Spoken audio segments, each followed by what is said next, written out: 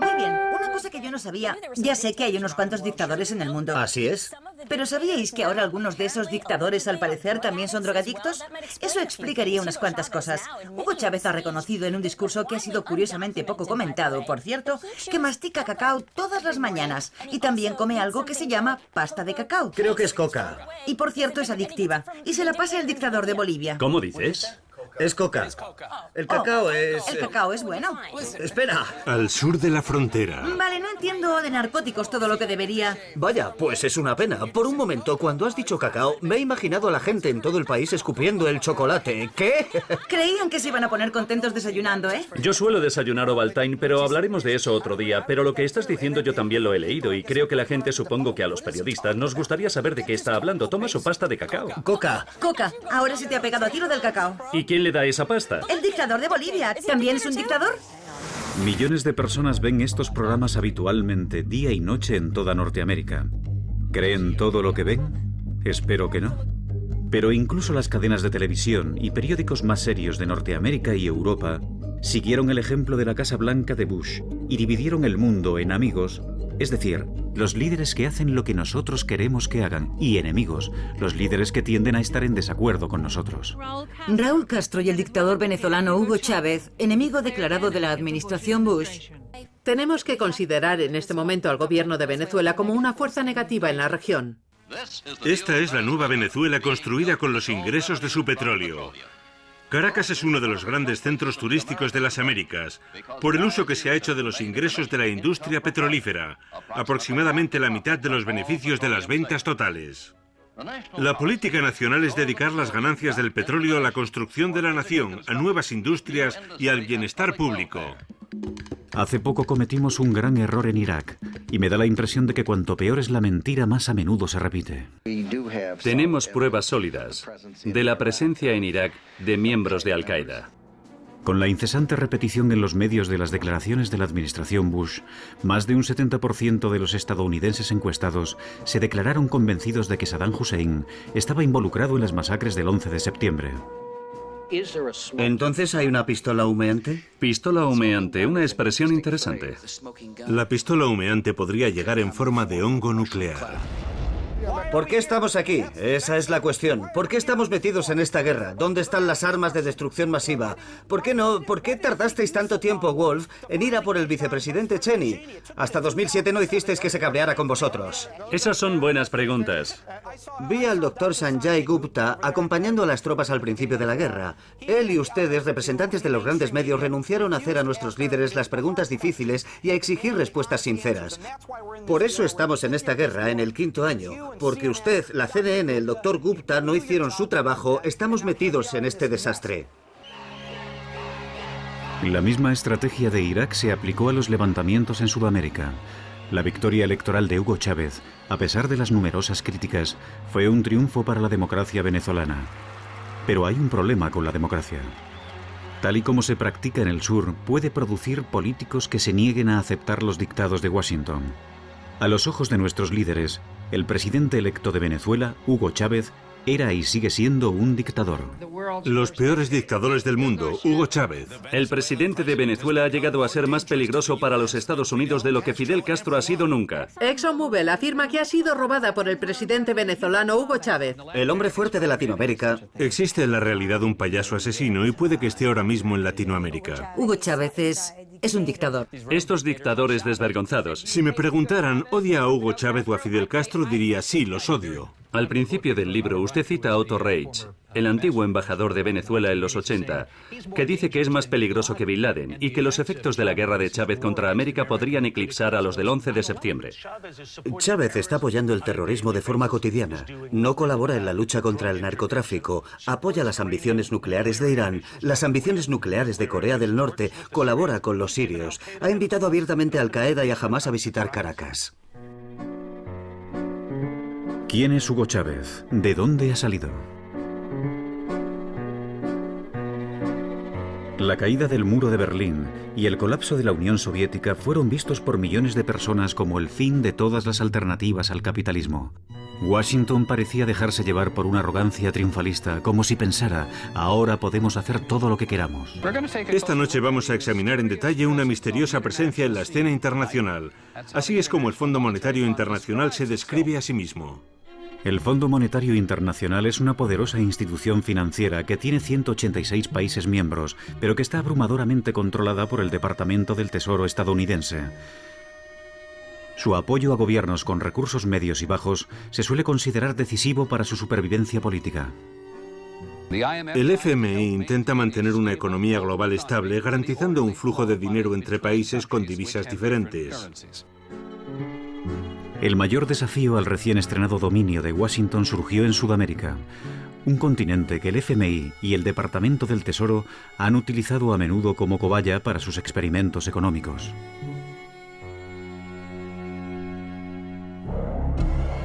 En 1988 la economía venezolana era un desastre. Los salarios estaban en caída libre y la pobreza aumentaba. El gobierno venezolano se puso de rodillas ante el FMI. Este accedió a ayudar, pero exigió un programa de ajustes estructurales que afectaban con especial dureza a los pobres. Cuando las tarifas de los autobuses públicos subieron en virtud del acuerdo con el FMI, Caracas explotó en medio de la revuelta y el pillaje. En Caracas, la policía volvió a abrir fuego contra manifestantes que estaban lanzando piedras.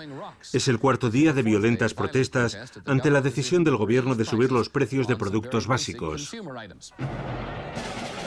El gobierno sacó al ejército a las calles. Cientos, quizá miles de venezolanos cayeron muertos a tiros. Han matado a mi hijo, clama esta mujer en un depósito de cadáveres de Caracas. Los ciudadanos buscan los nombres de sus familiares en una lista parcial de más de 200 muertos. En el depósito se amontonan los cadáveres. Ese mismo mes, un grupo de jóvenes oficiales se reúne en secreto por iniciativa del entonces teniente coronel Hugo Chávez. Condenan la masacre y prometen que algo así no volvería a ocurrir. Fue como si Chávez cayera del cielo. Salió de las filas del ejército cuando el ejército estaba acostumbrado a masacrar a su pueblo. Chávez se reunió con un grupo de oficiales jóvenes y dijo: esto no es para lo que estamos aquí. El único propósito del ejército es defender el país de una invasión exterior. Exactamente 3 años después, en febrero de 1992, Chávez encabeza una rebelión para derrocar al gobierno, que fracasa. Pero la huelga general prometida no llega a producirse. Las tropas leales sofocaron a medianoche una violenta intentona golpista. Se produjeron 70 víctimas mortales. Las tropas rebeldes no consiguieron derrocar al presidente Carlos Andrés Pérez.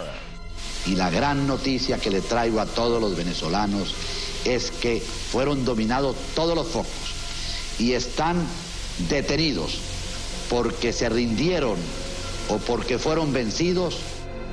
Chávez fue arrestado y encarcelado durante 2 años y aceptó públicamente la responsabilidad. Compañeros, lamentablemente, por ahora, los objetivos que nos planteamos no fueron logrados en la ciudad capital. Es decir, nosotros acá en Caracas no logramos controlar el poder. Y yo, ante el país y ante ustedes, asumo la responsabilidad de este movimiento militar bolivariano. Muchas gracias. Es indiscutible que el golpe fue ilegal y contrario a los principios democráticos que Chávez defendería más adelante en el intento de golpe dirigido contra su gobierno. Por otra parte, no debe pasarse por alto que la mayoría de la población consideraba a Chávez un héroe. Y puedo decir a plena seguridad de que esta será la última vez que en Venezuela se presenta una situación como esta. Celebraciones en Caracas tras saberse que el Tribunal Supremo ha ordenado que el presidente Carlos Andrés Pérez sea juzgado por malversación de fondos. Está acusado de robar 17 millones de dólares de las arcas del Estado. En 1997, Chávez se presenta a las elecciones. Su principal oponente es una rubia de 1,85, ex Miss Universo. Los contendientes son apodados La Bella y la Bestia. La antigua Miss Universo repite tópicos azucarados mientras Chávez predica la revolución, lo que el pueblo quería oír. En Venezuela, las elecciones presidenciales del domingo podrían dar lugar a un radical giro a la izquierda. Sus partidarios dicen que ha sido un voto de castigo lo que ha llevado al poder en Venezuela a este hombre, un exoficial del ejército que ha dicho que luchará contra la tradición de corrupción e injusticia económica. En 1998, 4 años después de su liberación, mientras la tasa de inflación llegaba al 70% y el gobierno seguía haciendo recortes en gasto social, la clase dirigente ya había quedado completamente desacreditada. A pesar de la oposición de todos los medios, Hugo Chávez es elegido presidente. ¿Cómo puede ser tan popular entre la población un hombre que montó un golpe de Estado sangriento hace 6 años? 40 años.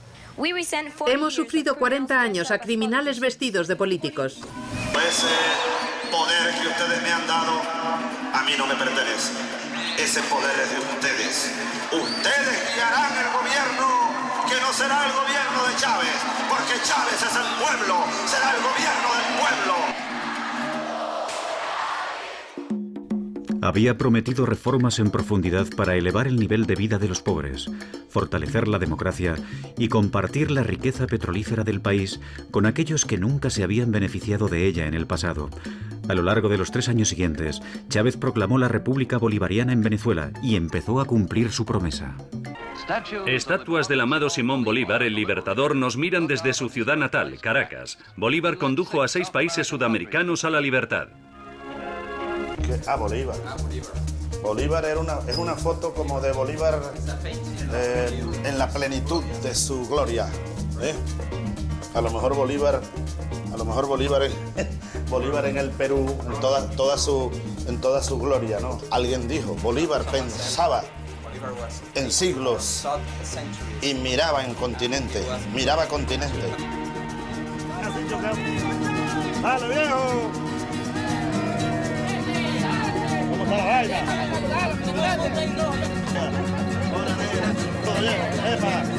¿Cómo están, muchachos? ¡Saludos, compadre! ¡Epa, viejo! Por segundo día consecutivo, altos funcionarios del gobierno de Washington expresaron su preocupación por la situación política en el país. Estamos preocupados por algunas de las acciones del presidente venezolano Chávez y su comprensión de lo que es el sistema democrático. Venezuela es importante porque es el tercer mayor proveedor de petróleo. Yo diría que el señor Chávez y el Departamento de Estado opinará lo mismo. Probablemente no tiene en mente los intereses de los Estados Unidos. Las reformas de Chávez provocaron un feroz rechazo entre la oligarquía del país. Que tenemos un gobierno mentiroso. Son un acto de embusteros. Eran quienes controlaban los medios de comunicación para fomentar la oposición. También consiguieron apoyos dentro del ejército y recibieron ayuda de Estados Unidos y España.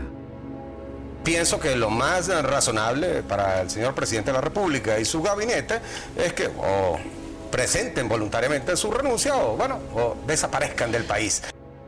Un empresario, Pedro Carmona, fue elegido para ser el nuevo presidente. Supuestamente voló a Madrid para que le tomaran medidas para un fajín presidencial. El golpe contra Chávez tuvo un motivo, petróleo. Oil. Bush planificó. Primero, Chávez. Petróleo. Oil. Segundo, Saddam Hussein. Irak. La causa del golpe en Venezuela y de la invasión a Irak, Coup de Venezuela and Iraq la misma, petróleo. El 11 de abril de 2002, diferentes grupos de partidarios de Chávez y de la oposición estaban manifestándose en diferentes lugares de la ciudad. Los manifestantes de la oposición decidieron marchar hacia el Palacio Presidencial, donde se habían reunido los partidarios de Chávez. Quiere convertirnos en otra Cuba. Quiere que esto sea un país comunista, de eso no hay duda.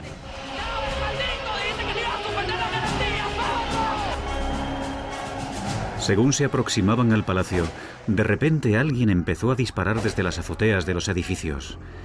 Miembros de ambos bandos cayeron heridos en la cabeza. En un puente cercano, los partidarios de Chávez se pusieron a cubierto y devolvieron el fuego contra los francotiradores y la policía metropolitana que habían disparado contra ellos. Los medios locales mostraban a los partidarios de Chávez disparando desde el puente y a continuación la calle donde los manifestantes habían sido heridos en la cabeza. Manipulaban las imágenes para que pareciera que los partidarios de Chávez habían hecho esos disparos mortales. Los medios dijeron que el mismo Chávez había ordenado el ataque y lo utilizaron como justificación para el golpe de Estado que ya se estaba produciendo. Esto fue lo que desencadenó el derrocamiento de Hugo Chávez. Bandas armadas leales al presidente venezolano disparando contra miles de manifestantes antigubernamentales. Tras causar 16 víctimas mortales y cientos de heridos, anoche el ejército rodeó el Palacio Presidencial. Señor presidente de la República. Yo le era leal, declaró el comandante en jefe del ejército en la televisión nacional, pero la matanza de venezolanos de hoy es intolerable. Yo estaba precisamente debajo del puente en aquel momento y vi que la calle estaba completamente vacía durante el tiroteo. Y cuando llegué a casa y vi en la CNN y en otros medios la cobertura de esto, me quedé boquiabierto. Señor que estaba allá en el segundo piso de ese edificio comenzó a disparar y un muchacho que estaba aquí con nosotros fue herido en la cabeza. Nosotros venimos, él estaba aquí hablando con... ¿Entiende? De ese hotel que está aquí arriba, de ese hotel disparaban los francotiradores para este puente que está aquí atrás. En este puente disparaban a las personas que estaban montadas arriba. Es un golpe de Estado. Están diciendo que no es un golpe de Estado, pero lo es. Se lo ha llevado a la cárcel el ejército. Yo le vi el rostro a la muerte. Estuvieron a punto de matarme. Allí, fusiles apuntando, por delante, por detrás, y yo discutiendo con ellos, recordando al Che Guevara, que dicen que murió de pie, y yo por dentro diciendo, no voy a implorar perdón, ni clemencia, voy a morir parado. Muchos medios de Estados Unidos celebraron el golpe. En el editorial del New York Times se dijo que la democracia venezolana ya no estaba amenazada por un aspirante a dictador. Este comentario pasaba por alto la ironía de que en ese momento el país se encontraba en manos de un dictador real. Se suspende de sus cargos a los diputados principales y suplentes a la Asamblea Nacional. Se destituyen de sus cargos ilegítimamente ocupados al presidente y demás magistrados del Tribunal Supremo de Justicia, al defensor del pueblo y a los miembros del Consejo Nacional Electoral. Y dirigentes de Acción Democrática introdujeron ante el Tribunal Supremo de Justicia una declaratoria de insanía mental del presidente de la República, teniente coronel Hugo Chávez Frías. En realidad, los medios venezolanos pasaron a formar parte de la oposición en los meses anteriores al golpe. Es decir, participaron activamente y apoyaron a la oposición. Estoy hablando de los medios de comunicación privados, que son la mayoría de los medios en Venezuela, donde se emitían todas y cada una de las declaraciones que hacía la oposición. Lucas Rincón era un cobarde. ¡Mátate del pueblo de Venezuela! Muchos analistas dijeron que este había sido el primer golpe mediático. Uno de sus protagonistas llegó a decir que tenían que dar las gracias a los medios por el golpe. Gracias Televen, gracias CMT, gracias Globovisión, gracias medios de comunicación. La ex candidata presidencial Irene Sáez exhortó a la comunidad internacional a participar en esa transición. Hoy yo estoy pidiendo al gobierno de los Estados Unidos y a todas las Naciones Unidas y a la OEA que la OEA enjuicie este proceso criminal en Venezuela, que han matado gente inocente y que todos nuestros gobiernos apoyen el proceso democrático verdadero que vive hoy el país. Unas horas después del golpe. El FMI, habitualmente lento en sus respuestas a las peticiones de ayuda del África hambrienta, se apresuró a dejar claro su apoyo al golpe. Espero que puedan continuar estas conversaciones con la nueva administración y ofrecemos nuestra colaboración a la nueva administración en lo que consideren pertinente. El FMI estaba dejando claro ante el mundo que el derrocamiento de Chávez beneficiaba a los intereses del capitalismo global. Hay razones sobradas para que Washington esté sonriendo. Importamos más petróleo de Venezuela que de ninguna otra nación de la OPEP. El precio del petróleo baja considerablemente con la salida de Chávez. La razón por la que los precios están bajando tan espectacularmente es que con toda probabilidad quien sustituya a Chávez va a mirar mucho más por los intereses de Estados Unidos que el anterior presidente. Tú preguntas por qué no me mataron. Me mandaron a matar. Solo que yo soy un soldado. Yo pasé media vida en la Fuerza Armada y los militares venezolanos, sobre todo los más jóvenes, me ven como su líder. Según se difundían las noticias de lo ocurrido, los pobres marchaban en masa hacia el Palacio Presidencial. Yo voté por Chávez y yo quiero que Chávez termine su mandato, porque si esta democracia debe dársele respeto a las leyes. Muchos soldados dijeron a sus superiores que no apoyarían el golpe. ¡Fuerza Armada! se cerraron y me protegieron. Y luego me rescataron en la isla los paracaidistas con los helicópteros. Yo soy líder paracaidista y allá fueron mis paracaidistas. Y me trajeron otra vez al palacio, rodeado de pueblo. Carmona tuvo que huir del palacio. El cardenal llegó al sitio donde me tenían, a la isla, a pedirme que firmara la renuncia. Y es porque desde Washington estaban pidiendo la renuncia firmada. Le dije, vamos a rezar, vamos a rezar porque vienen a rescatarme. Se asustó. Estando él ahí, llegaban los paracaidistas. Y luego yo me lo traje a él en el mismo helicóptero. Le dije, venga. ¿El cardenal cambió de banda? Sí, me dijo, vamos a rezar, presidente.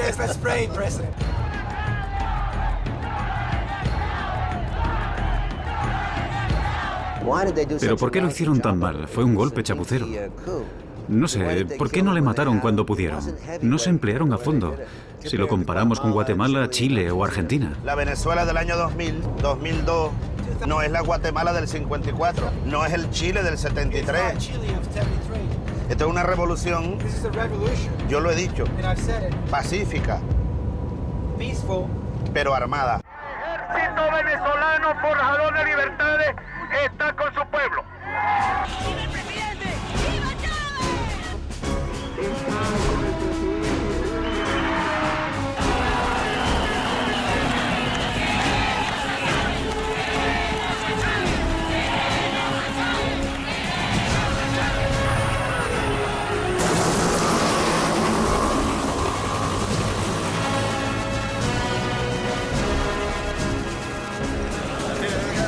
Ya volvemos. Muy buenos días a todos. Y sigamos avanzando con calma y con cordura. Sigue. Respetando la virtud y honor. El consejo editorial del New York Times parecía avergonzado por haber apoyado el golpe y el nuevo gobierno.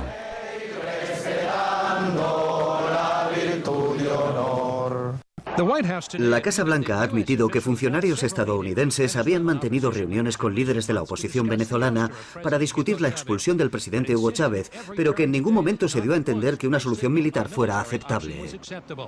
Dijimos explícitamente que Estados Unidos no apoyaría un golpe de Estado. Parece que hicieron justamente eso, abrazar al sucesor de Chávez, mientras que los aliados de los Estados Unidos en la región condenaban lo que veían claramente como un golpe militar. Cuando Chávez fue devuelto al poder al día siguiente, la Casa Blanca pareció haberse alineado junto a los golpistas contra un gobierno democrático. Creo que lo que debe hacer la mayor democracia del mundo es defender a los gobiernos elegidos democráticamente. No creo que Estados Unidos haya mantenido una política muy inteligente hacia Venezuela en concreto, ni hacia América Latina en general durante el mandato de Bush. Pero este incidente fue la peor decisión posible que Estados Unidos podía tomar.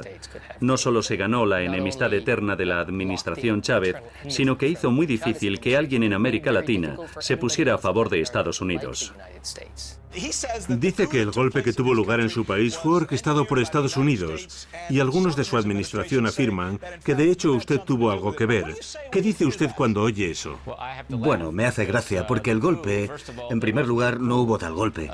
Si hubiera habido un golpe, el señor Chávez habría sido expulsado. Hubo una investigación de 4 meses del Departamento de Estado.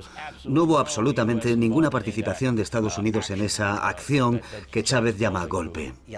Sí, Estados Unidos estuvo colaborando con personas involucradas en el golpe antes de que se produjera. Hubo participación de ONGs financiadas por Estados Unidos en el entrenamiento de algunas de las personas que participaron en el golpe. E inmediatamente después del golpe, el gobierno de Estados Unidos dijo que había sido una dimisión, reconociendo al gobierno que se formó hasta que regresó el presidente Chávez. El golpe fracasó. 8 meses después, la dirección de la Compañía Petrolífera Nacional convocó una huelga a la que se unieron propietarios de empresas que impidieron el acceso al trabajo a sus empleados. La huelga, apoyada por los medios de comunicación privados, devastó la economía del país, provocando una grave recesión comparable a los peores años de la Gran Depresión en los Estados Unidos. Una huelga general convocada por los opositores al presidente Hugo Chávez obligó al Tribunal Supremo a dejar de trabajar hoy. La industria petrolera se encuentra paralizada. Este nuevo intento de derrocar a Chávez también fracasó. Los cubanos mandaron a 10.000 médicos y medicinas gratuitas para montar clínicas para los pobres. En un intercambio acordado entre Chávez y Fidel Castro, el primero ha ofrecido a Cuba petróleo barato a cambio de médicos cubanos. Siente que nunca, ni siquiera... Algunas de estas personas, dice, no han visto a un médico en toda su vida. Lo que Chávez dice que ha hecho, como reducir la pobreza, se redujo mucho más bajo los gobiernos anteriores. Uno de mis colegas del Departamento de Estado dice que Chávez quiere tanto a los pobres que ha creado millones. Desde que el gobierno asumió el control de la industria petrolera, la economía dobló su volumen en los 6 años siguientes. La pobreza se redujo a la mitad y la pobreza extrema en más de un 70%. Aquí se da todo. Sorgo, girasol, maíz, caraota, soya. Yo quiero ensayar la propiedad comunal que escalona. Por ejemplo, mira. Por ejemplo, un barrio de Boconoito. Barrio Boconoito. Es dueño, ese barrio a lo mejor tiene 100 familias, 500 personas. ¿Ok? Ese barrio es dueño de este potrero de 200 hectáreas. Ese potrero es del barrio, de una comuna, pues.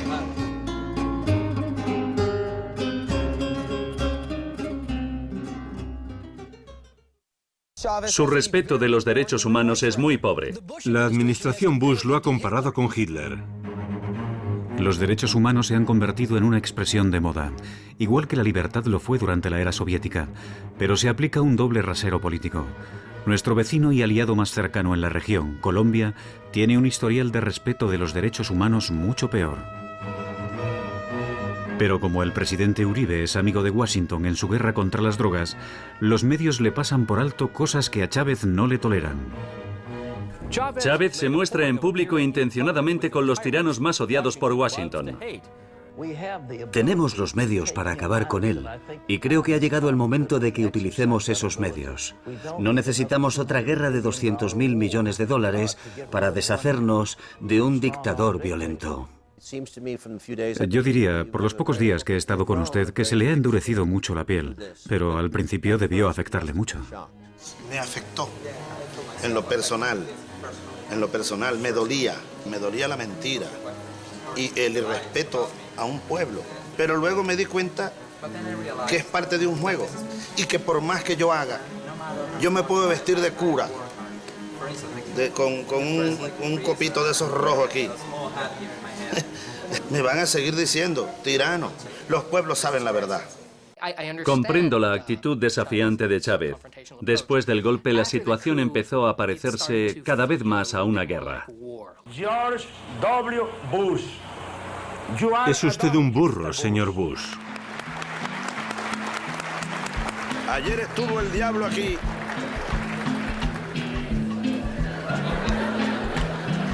En este mismo lugar huele a azufre todavía.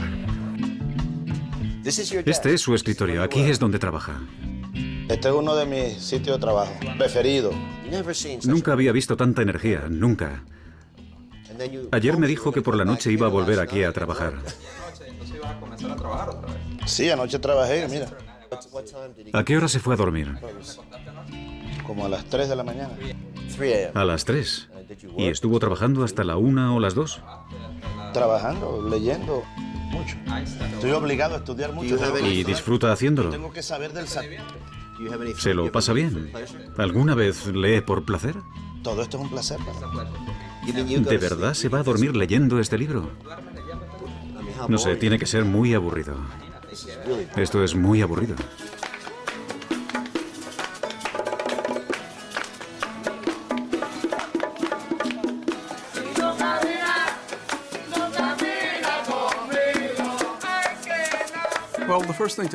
Lo primero que hay que tener en cuenta sobre Chávez es que literalmente nació en una choza de barro y se crió en la pobreza.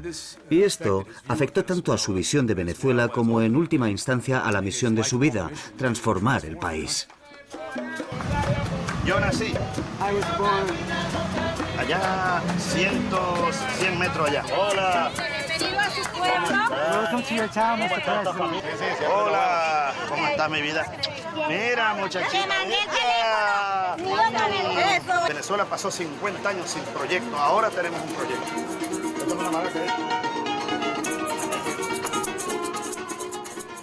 ¿Y quién es esa? La abuela. Es su abuela. Es una foto muy vieja que la recuperamos de una cédula de identidad. ¿Y a qué edad murió? Ella tenía menos de 70. Producto seguramente de tanto trabajo. Aquí nací yo. Era una casa de palma. Y esta es la casa donde nos criamos. ¿Cómo era a los 14 años? Era un chico flaco. Le gustaba mucho jugar al béisbol. ¿Jugaba mucho al béisbol? Sí. ¿En qué puesto?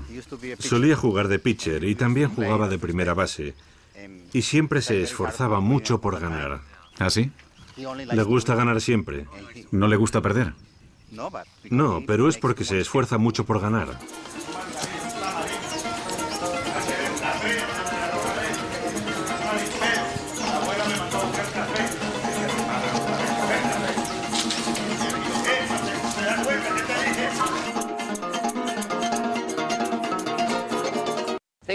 Piense en el pasado, Hugo. Su abuela está detrás de usted. Su abuela sale a la puerta.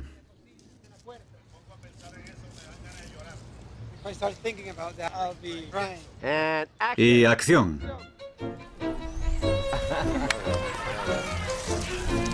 Bravo. Bravo.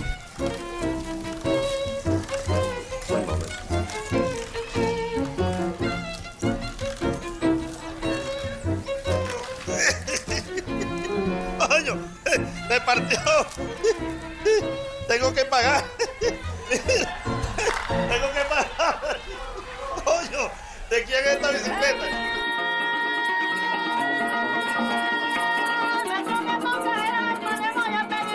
Porque aquí llegó un llanero. En Apure tu copine. Y Puerto Meta, Salvador, ya montaste. Los cojines de la cancha sabanera.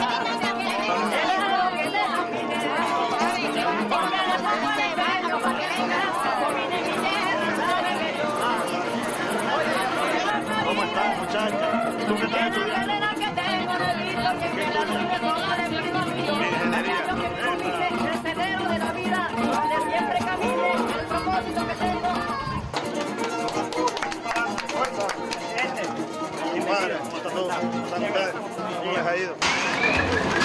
¿Cuántas vacas tienes ahí? 10 dando leche. Dando leche 10. ¿Cuántas producen? ¿Cuánta leche diaria cada vaca? 4 litros.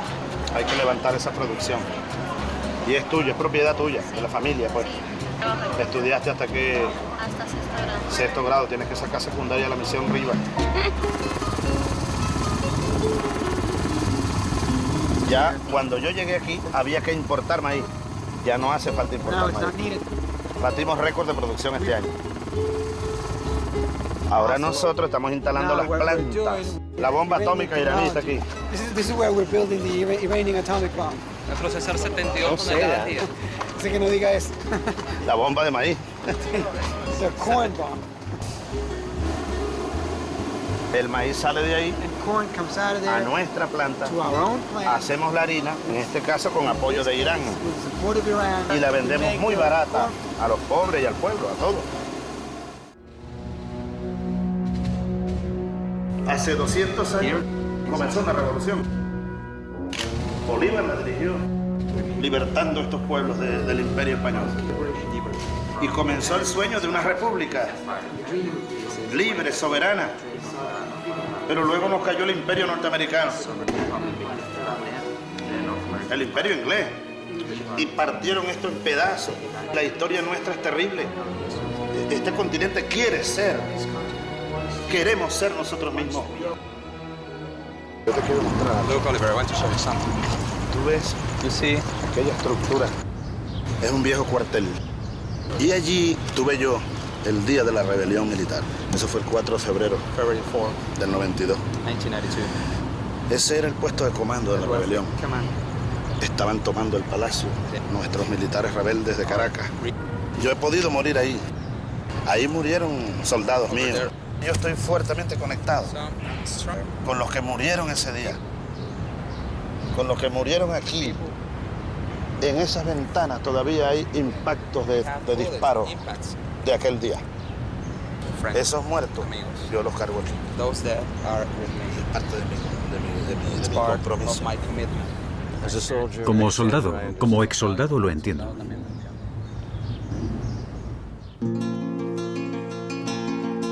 Las victorias de Chávez en Venezuela habían empezado a transformar su país y a dar esperanza a otros. Poderosas fuerzas sociales se unían en el sur, superando fronteras nacionales. Era como si el sueño de Simón Bolívar hubiera empezado a hacerse realidad. Las viejas oligarquías, los privilegiados de piel blanca se preparaban para defender su estatus por la fuerza. Frente a ellos, los nuevos movimientos sociales, indígenas de razas mezcladas y piel oscura y sobre todo, los pobres. Chávez siguió desplazándose hacia la izquierda, proclamó que el socialismo era la única salida y llamó a otros estados sudamericanos a unirse a la revolución bolivariana. ¿Pero lo harían? Legalizar la cocaína, un pilar de la campaña de Evo Morales, un exaltado izquierdista y crítico sistemático de Estados Unidos que se presenta a la presidencia de Bolivia. Este hombre no es amigo de la administración Bush.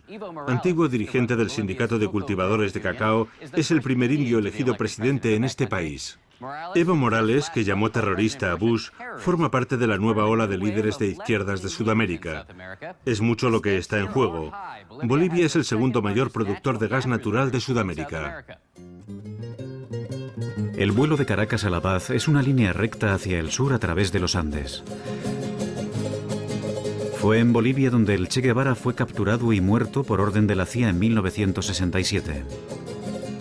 40 años después, en 2005, Bolivia elige por primera vez como presidente a un líder de los indígenas, más de un 70% de la población, Evo Morales. Como líder de los cultivadores de coca, Morales fue encarcelado por los oligarcas. Gigantescos movimientos sociales en defensa de los cultivadores de coca y en contra del FMI y la privatización del agua habían despertado al país.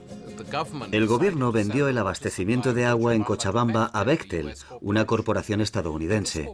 Y esta corporación obligó al gobierno a aprobar una ley que decía que los pobres ya no podían recoger en sus tejados agua de lluvia en recipientes porque eso infringía su monopolio del agua. Y hubo un levantamiento. Se intensifican los disturbios en Bolivia. El gobierno ha declarado el estado de emergencia después de días de protesta por la subida de los precios del agua. Al menos 5 personas han muerto. Fueron acontecimientos como este los que impulsaron a Morales y a su movimiento por el socialismo al poder. Algunos lo llamaron la venganza del Che. Que no tengo ningún miedo decirle. Soy uno de los admiradores de Fidel y el compañero Hugo Chávez. Otros lo vieron como una victoria frente a la tiranía de las multinacionales.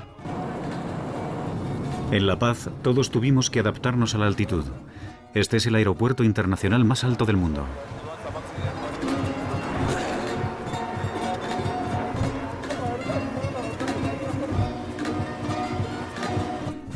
Desde hace siglos los indígenas han masticado hoja de coca para aliviar la tensión de la altitud. Hay que tener en cuenta que esto no es lo mismo que la cocaína, como se ha hecho creer en Estados Unidos. Estas hojas de coca tienen que ser procesadas químicamente para obtener cocaína, pero al natural actúan como un estimulante suave similar a la cafeína. Un día después seguíamos sintiendo las náuseas y los mareos, y el presidente Morales nos echó una mano. Por curiosidad, me gustaría que el presidente me enseñara, que compartiera conmigo cómo se hace esto. Esa hoja de coca está mal. No son buenas, ¿de verdad? Le vamos a hacer mal. Vaya, usted es el experto. Es verdecito y no negro como esta. Así que Washington trajo la guerra contra el narcotráfico a Bolivia y el presidente Morales expulsó a la DEA hace un par de meses. Sobre pretexto de lucha contra el narcotráfico, lo que implementan es política de control, no solamente a Bolivia, sino en muchos países de Latinoamérica. Detrás de la lucha contra el narcotráfico están intereses de carácter geopolítico de Estados Unidos. War on drugs, there are some geopolitical interests of the United States. Entiendo. Eso sí es control. ¿No? Así se consume, a ver. This is how you consume it.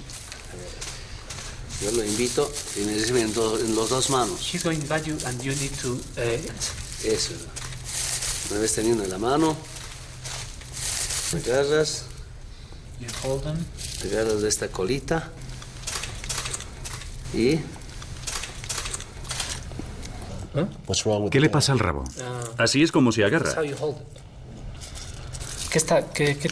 No solamente el control político, en algún momento ahora nos estamos informando que planificaron asesinatos a líderes políticos. Miembros de las Fuerzas Armadas y de la Policía Nacional nos van denunciando cómo durante la década pasada, como también en esta década, han ido planificando a acabar con vidas, especialmente el mío. Así que hace 2 meses usted expulsó al embajador americano. Octubre, ¿no? La expulsión del embajador, y en noviembre la embajada a la DEA de Estados Unidos. ¿Yo cuántas veces he sido detenido? Torturado. ¿Y le torturaron? De ahí, sí. Yo de ahí confinado.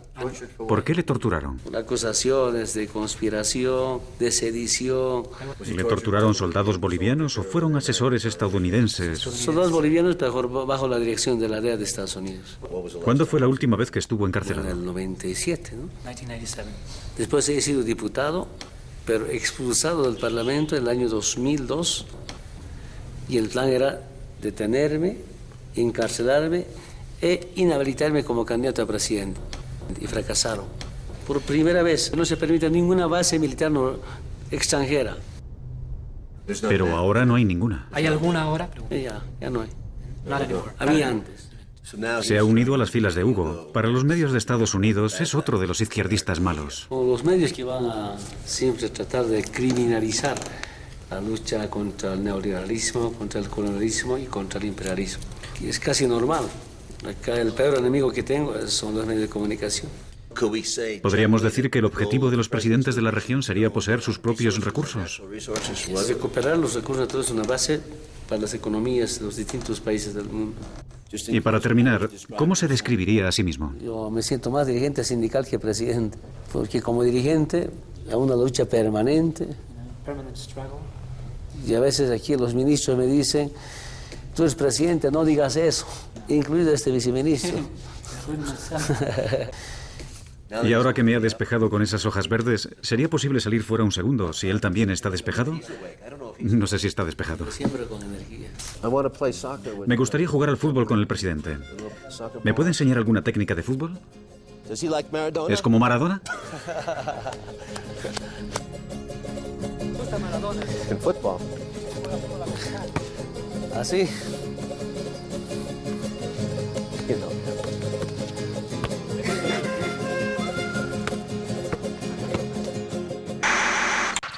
Aquí está el nuevo triunvirato latino antiamericano e hispanohablante. En Bolivia, Evo Morales. En Venezuela, Hugo Chávez. Y en Cuba, Fidel Castro, que dice que el mapa geopolítico de América está cambiando y tiene razón. Buenos Aires, capital de Argentina. Este es un país que durante 15 años hizo todo lo que le decían el FMI, el Banco Mundial y el Departamento del Tesoro estadounidense. En 2001 se colapsó. Quebraron los bancos. 5 presidentes cayeron en 2 semanas. Hoy ha dimitido el presidente de Argentina en medio de la violencia provocada por la profunda crisis económica. Al menos 20 personas han muerto. Fuerzas antidisturbios se enfrentaron a cientos de manifestantes antigubernamentales. Un sindicato ha convocado una huelga general por las duras medidas de austeridad y la tasa de desempleo que ya roza el 20%.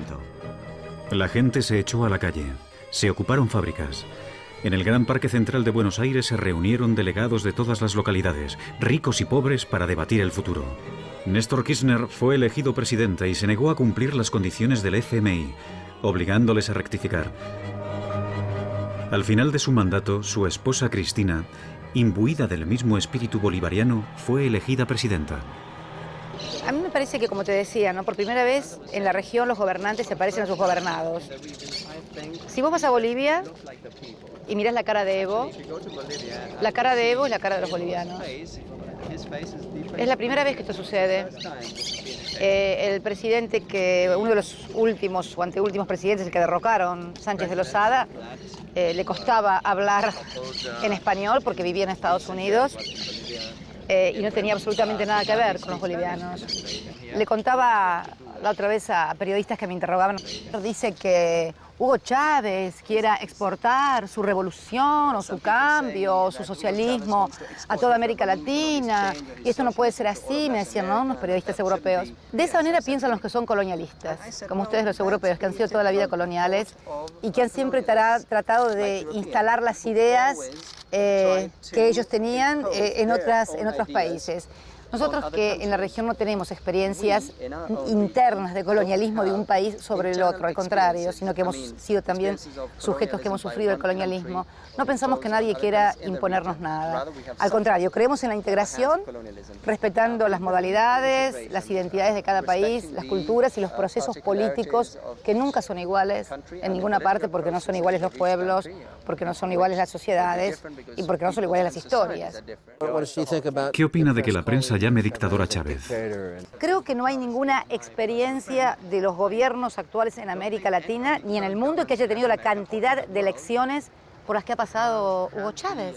O sea, creo que va por la 13ª elección.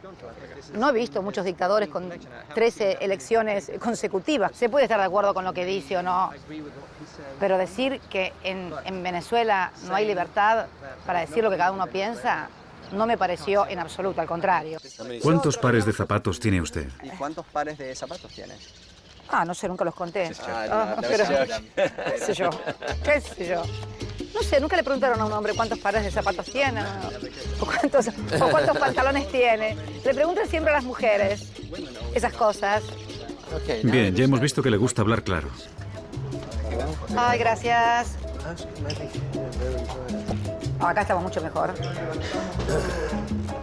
Tráeme la foto que tengo en mi escritorio, a ver, del 25 de mayo del 2003 cuando asumió Kirchner. Esa foto te va a gustar más todavía, una foto divina. Estoy con viejos conocidos ahí. ¿Esperamos? Sí, porque quiero que la veas porque realmente es una película lindísima. De acuerdo.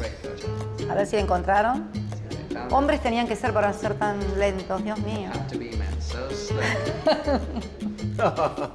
¿Eso ha dicho? ¿Hasta cuándo te quedas? Los hombres son lentos, las mujeres son más rápidas. Esto es el 25 de mayo del 2003. Kirchner asumiendo, Fidel riéndose y yo que ahí estaba de First Lady.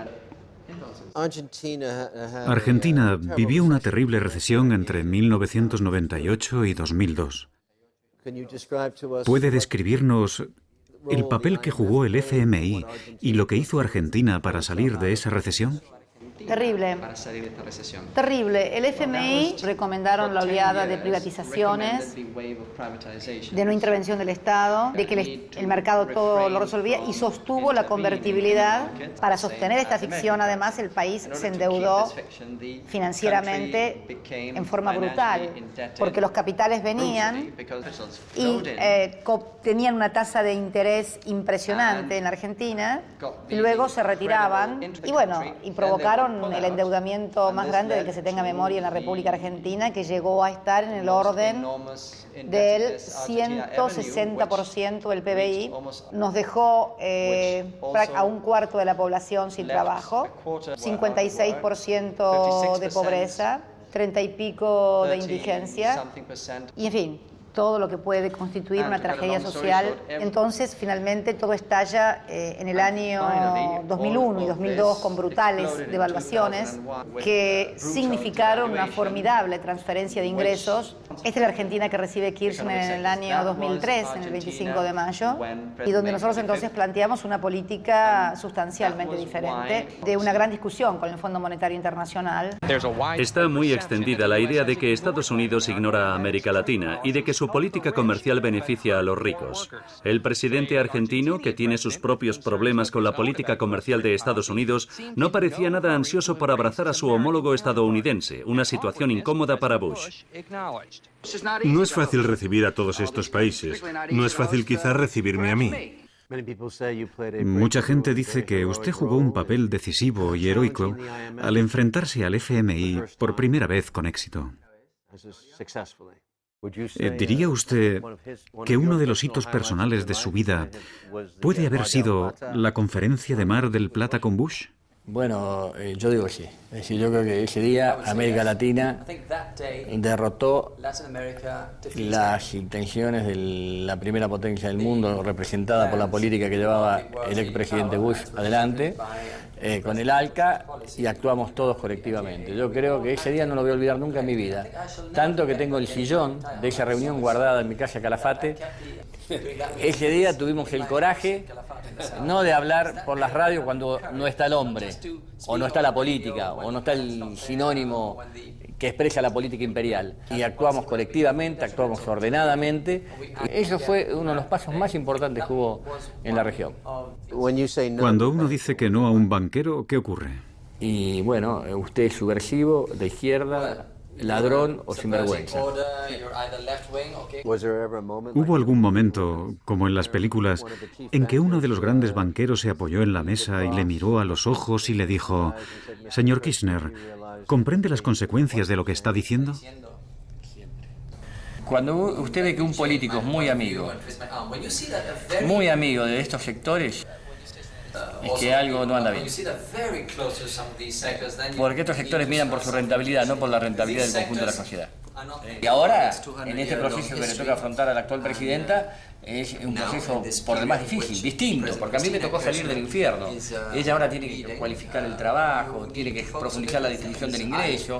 Entonces los sectores concentrados de la economía, los sectores que quieren ganar siempre y no repartir nunca, los sectores que no quieren compartir los esfuerzos, son los sectores que reaccionan corporativamente porque quieren seguir teniendo un país para pocos, concentrado, donde muy pocos decidan por todos los argentinos.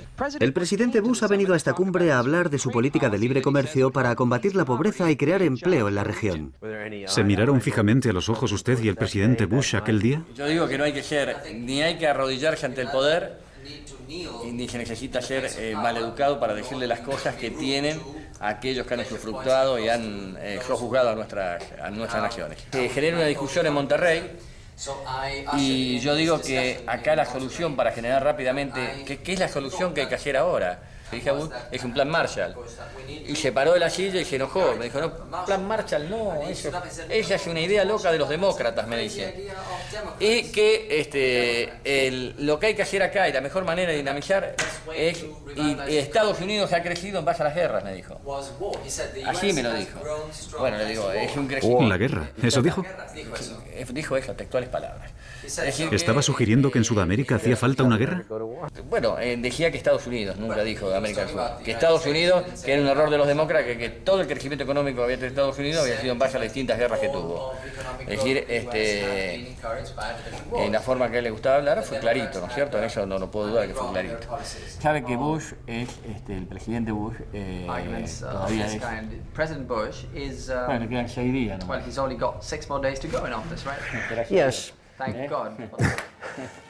Su misión se ha visto complicada por la actitud de Hugo Chávez, el presidente socialista de Venezuela, que hoy abandonó la cumbre para dirigirse a los manifestantes en un estadio de fútbol cercano, donde manifestó su voluntad de enterrar el Tratado de Libre Comercio. ¡Alca al carajo! De Argentina a Paraguay, donde un exobispo y teólogo de la liberación, Fernando Lugo, desafió al poder y acabó con el dominio de décadas del proamericano Partido Colorado. Este es el antiguo palacio del general Stroessner. Esta es la mansión del dictador. Mi familia fue perseguida por Stroessner. Mi padre estuvo 20 veces en la cárcel de Stroessner. Parece una paradoja que yo estoy en el lugar donde vivía Stroessner. Puedo imaginármelo.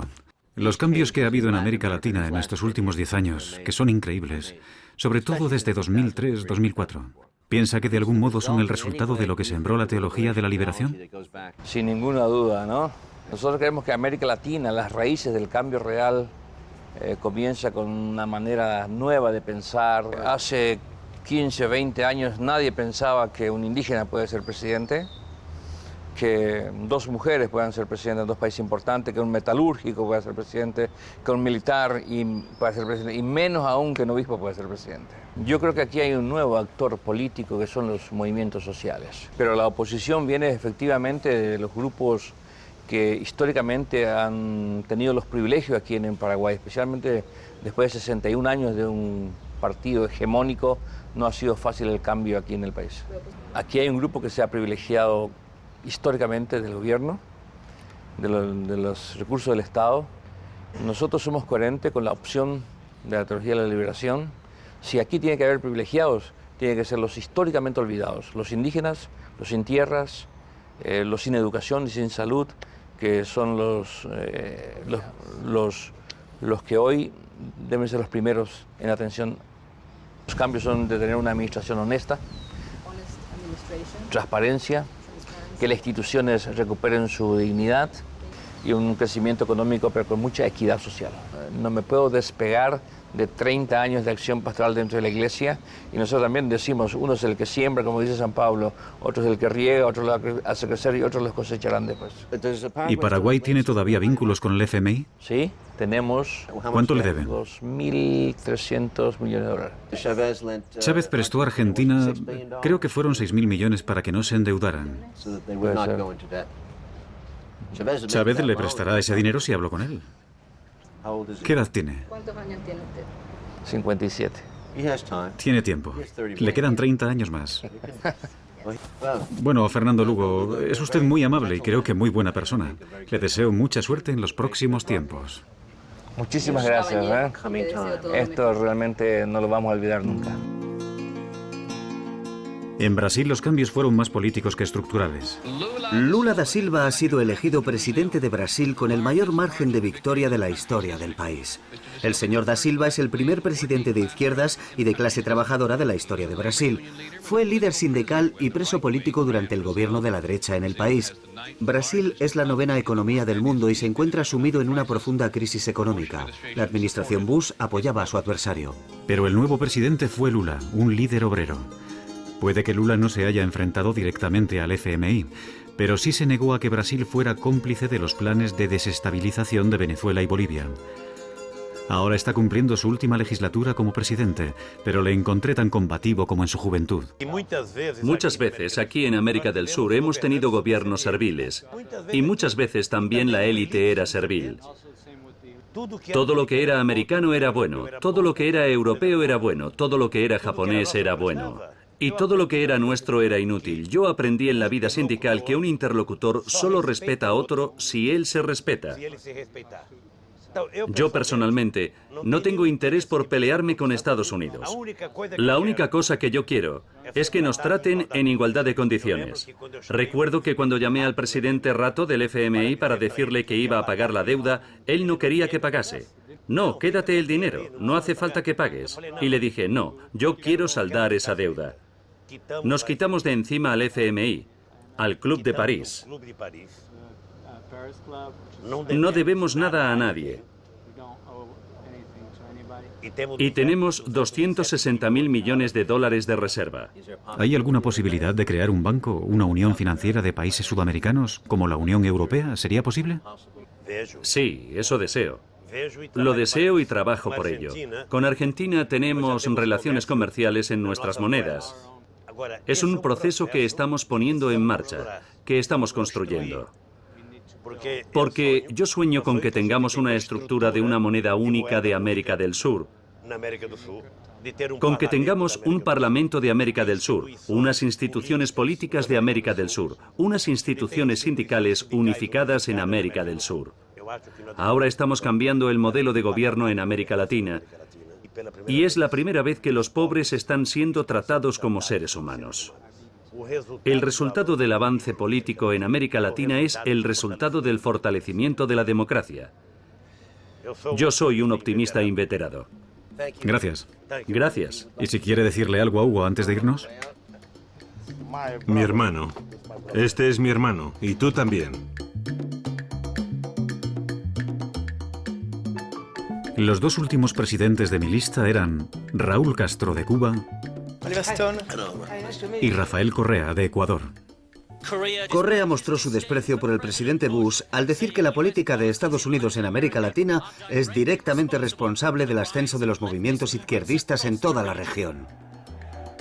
Cuando Washington puso objeciones a la exigencia de Correa de que retirasen las bases militares de su país, el nuevo presidente reclamó igualdad. Una base militar ecuatoriana en Miami. Bueno, creo que el presidente Chávez empezó una nueva era en América Latina. Para nosotros en estos momentos es extremadamente duro tratar de hacer los cambios que queremos hacer y que necesita el país. Ahora que hay muchos gobiernos amigos en la región, como el del presidente Chávez, el presidente Morales, de los Kirchner en Argentina, Lula da Silva en Brasil. Me imagino lo duro que haber sido para él hace 10 años, cuando estaba absolutamente solo en una Latinoamérica llena de gobiernos neoliberales. La principal y tal vez única influencia de Chávez es que nos dio ejemplo en muchas cosas. ¿En qué situación se encuentra respecto a Estados Unidos? Bueno, nosotros queremos mucho a los Estados Unidos. Yo viví, estudié allá. Queremos mucho al pueblo de los Estados Unidos. Pero obviamente su política exterior es muy cuestionable. Y por eso cuando nos querían presionar para mantener una base extranjera en el suelo patrio, base extranjera que ni siquiera paga un arriendo, no paga absolutamente nada, y nos acusaban de extremistas porque no queríamos la base. Si no hay problema con tener bases extranjeras en un país, pusimos una condición muy sencilla. Mantendríamos la base norteamericana en Manta, siempre y cuando los norteamericanos nos permitieran poner una base ecuatoriana en Miami. Si no hay problema con bases extranjeras, nos deberían poner la base. ¿No le molesta la presencia de la DEA en su país? Bueno, lo que ellos hacen es un poco de asesoría, etcétera, pero estamos limitando grandemente toda esa influencia que tenían, donde financiaban unidades completas de nuestras fuerzas públicas. Todo eso estamos cambiando, ¿no? Vamos a seguir luchando contra la droga, pero independientemente. Ahora se considera a Rafael Correa uno de los izquierdistas malos en potencia, junto con Chávez y Morales. ¿Él lo ve también así o se sigue considerando el favorito de los medios estadounidenses? Con todo respeto, conociendo a la prensa norteamericana, estaría más preocupado cuando hable bien de mí. Buenas noches. Malas noticias sobre complots para cometer asesinatos. El Comité de Inteligencia del Senado ha presentado hoy un informe que dice que funcionarios del gobierno de los Estados Unidos organizaron conspiraciones para matar a 2 líderes extranjeros. Estuvieron implicados en otros 2 y la CIA tenía conocimiento de otros 2 planes de asesinato. Fidel Castro sigue gozando de buena salud a pesar de los complots de la CIA para matarlo y un plan para minar su imagen haciendo que se le cayera la barba. Algunos de los objetivos eran personas muy conocidas, como Che Guevara y Raúl Castro, hermano del cubano Fidel Castro. En enero la revolución cumple 50 años. 2003, más o menos, con el ascenso del señor Chávez y su victoria tras el golpe. Y usted es el abuelo, el padrino. Nosotros fuimos acaso los primeros, pero no padrinos. Todos son mayores de edad, todos caminan con sus propios pies, con sus propias ideas y aportando nuevas ideas. Por ejemplo, el socialismo del siglo XXI. ¿Qué le hacen sentir estos herederos? ¿Optimismo? No son herederos de las obras nuestras. Todos somos en definitiva herederos de algo. Los cubanos somos herederos de los libertadores de América, empezando por Bolívar, Sucre, de Toussaint Louverture, el haitiano, la primera y única revolución triunfante dirigida por esclavos en la historia de la humanidad. Somos herederos de la lucha más reciente de otros compañeros que han caído, como el Che Guevara, etc.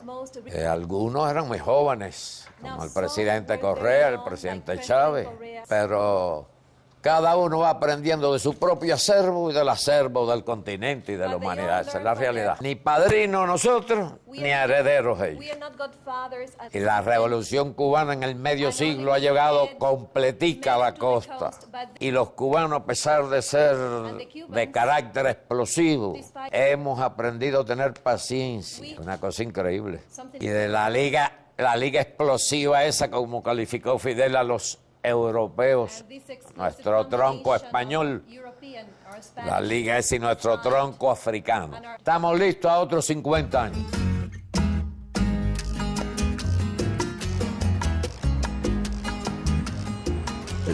Hace 6 años, en enero de 2003, estuvimos aquí entrevistando a Fidel.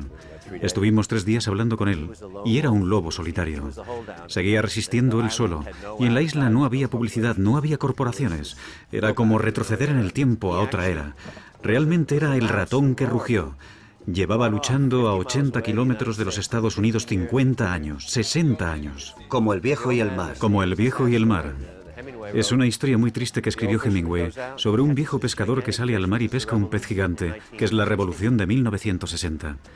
Y por supuesto, cuando llega a la orilla lo han devorado los tiburones.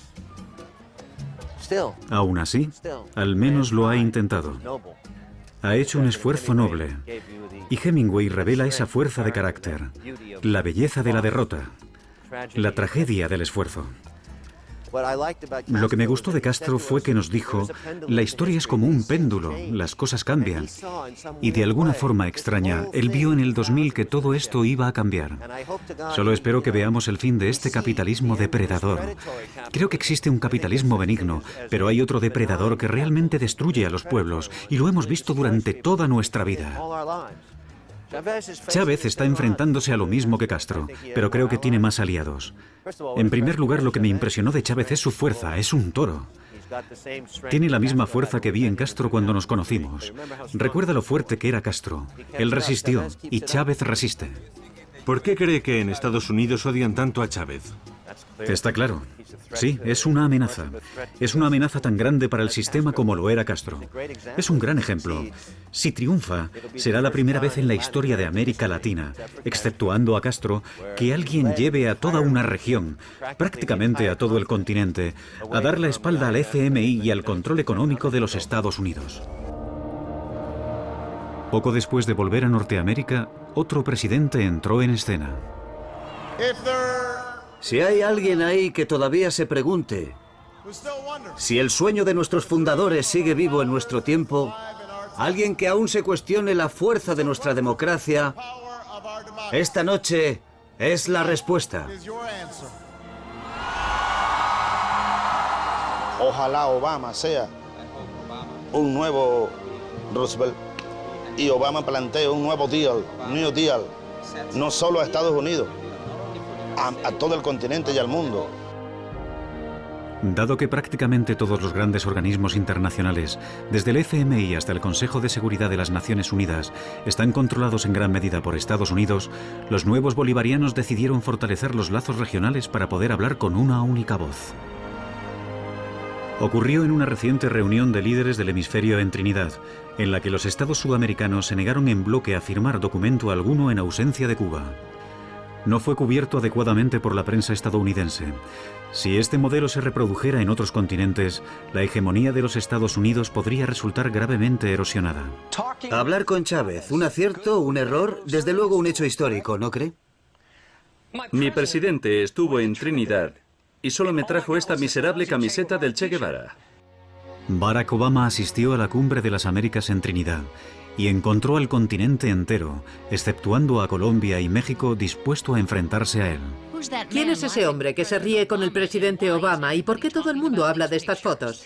Al abrazar a los dictadores, a los malos, a los políticos corruptos, a la banda de la familia Kirchner de Argentina, a Daniel Ortega de Nicaragua, el mayor abusador de menores del hemisferio occidental, lo que está haciendo es dar credibilidad a los enemigos de Estados Unidos. Son nuestros enemigos y aprovecharán la situación si creen que están tratando con un presidente débil. Pero Obama no se comportó como Bush. Se entrevistó con Chávez, que le entregó una ofrenda de paz. No es probable que solo porque haya estrechado la mano o haya mantenido una conversación amable con el señor Chávez, estemos poniendo en peligro los intereses estratégicos de los Estados Unidos. En privado, según me han dicho, el nuevo hombre de Washington aseguró a Chávez que bajo su administración no habría más intentos de desestabilización ni de interferencia en los asuntos internos de Venezuela.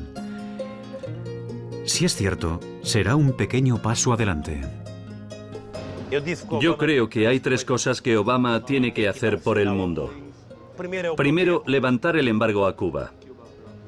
No hay ninguna razón para seguir. Segundo, trabajar intensamente por la paz en Oriente Medio. Y también podría invitar a Chávez a visitar Estados Unidos. Esos 50 años no han sido en vano, por eso hay un Chávez, hay en Bolivia, hay Nicaragua, hay Ecuador, Paraguay, me animo a decir, y algunos llamados centroizquierdas como Lula, es decir, una gran rebelión de los pueblos contra el imperio en Latinoamérica. Un mundo multilateral donde una potencia no puede decidir por todos. Porque le hace mal a la propia potencia. Cuando usted se cree dueño del poder absoluto, es lo mismo que en la política. Es lo que yo siempre le digo a Hugo también, esto lo hablo con total objetividad. Yo tengo una gran relación con Chávez, es mi amigo. Pero le digo, construir colectivamente. En vez de ser vos el único, vos tenés que tener 10 candidatos a presidente en tu espacio y en tu candidato. No podés ser el único. Vos te enfermás, te morís, se terminó el proceso. Es decir, creer en que una sola persona puede ser la garantía es lo mismo que creer que una sola potencia del mundo puede arreglar los problemas del mundo. Es decir, hay que... El triunfalismo y la euforia que hubo tras el colapso de la Unión Soviética prácticamente han desaparecido. Todo el mundo sabe que es un mundo más difícil al que hay que enfrentarse ahora. El peso de la población hispana en Estados Unidos es mayor de lo que ha sido nunca. Los nuevos emigrantes actúan como puente con Sudamérica. La cuestión más interesante, que a veces me planteo en mis momentos más utópicos, es si los cambios que se están dando en Sudamérica podrían viajar a través de ese puente de las poblaciones hispanas hasta los Estados Unidos y dar lugar a algo que ninguno de nosotros puede imaginar. En Venezuela, Bolivia, Ecuador y Paraguay, el 95% de los medios de comunicación era salvajemente hostil con los bolivarianos y sin embargo ganaron. En esto hay una lección que aprender. He oído que es un gran admirador de la revolución india de Tupac Katari en 1770 contra los españoles. De nombre Julián Apaza, de apodo Tupac Katari, y salvajemente por los españoles ha sido descuartizado. Y en el momento de ser descuartizado él dijo: yo muero, un día volveré millones. Ahora somos millones.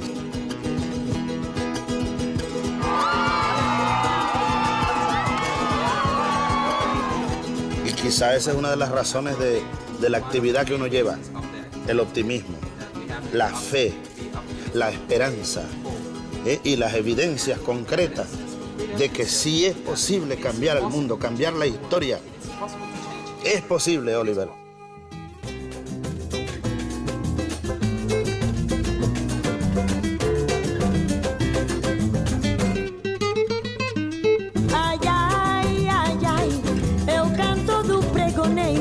Que con su armonía trae alegría en South American Way. Ay, ay, ay, ay.